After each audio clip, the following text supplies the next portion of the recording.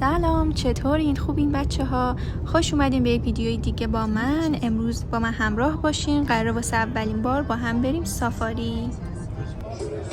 اینجا همونطور که مشاهده میکنین تازه رسیدیم.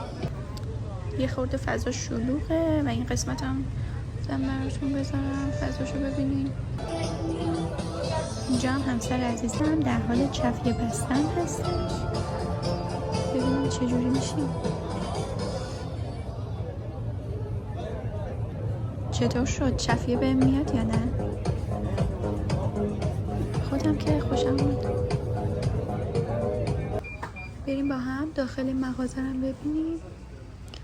یادم از این چیزای قهوه خوری و چیزای گیفتوری داره. از این عباهای رنگی رنگی هم به نظرم عکاسی باهاش توی صحرا به نظرم باحال میشه. چیز جالبیه. اینجا این آقای با این شنای رنگی رنگی داره همینطور که داریم میبینین طرح میندازه، طراحی میکنه داخل این شیشا.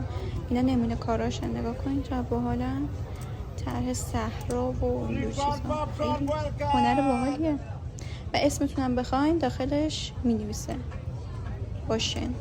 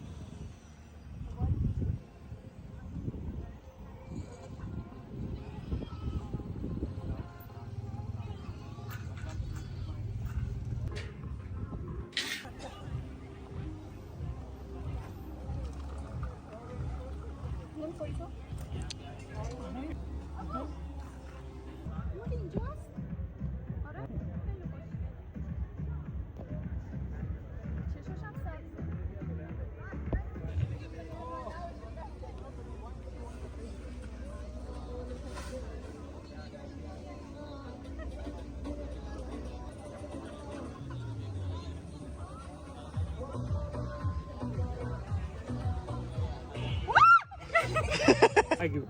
No. You said I give. Just to take a photo. Hey! How are you?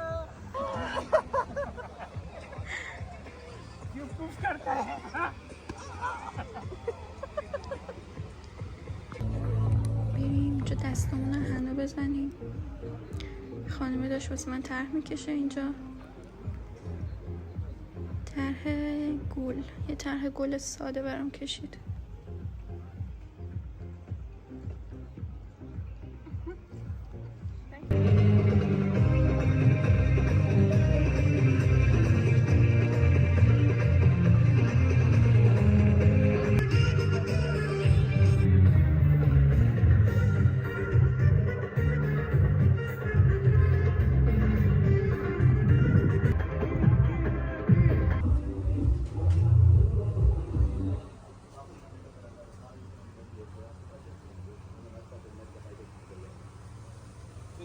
این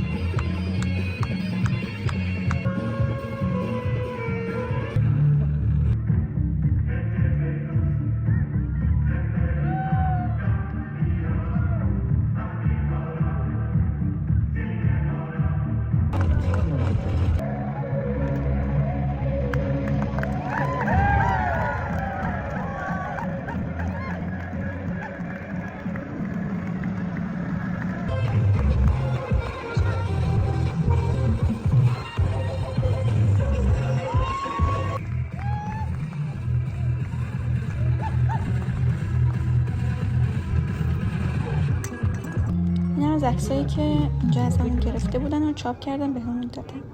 اینم بود از ولاگ سافاری گردی با من. امیدوارم که از این ولاگ خوشتون اومده باشه و اینکه خوشحال میشم چنل منو سابسکرایب کنین، لایک کنین و کامنت بذارین. تا یه ولاگ دیگه، خدا نگهدار.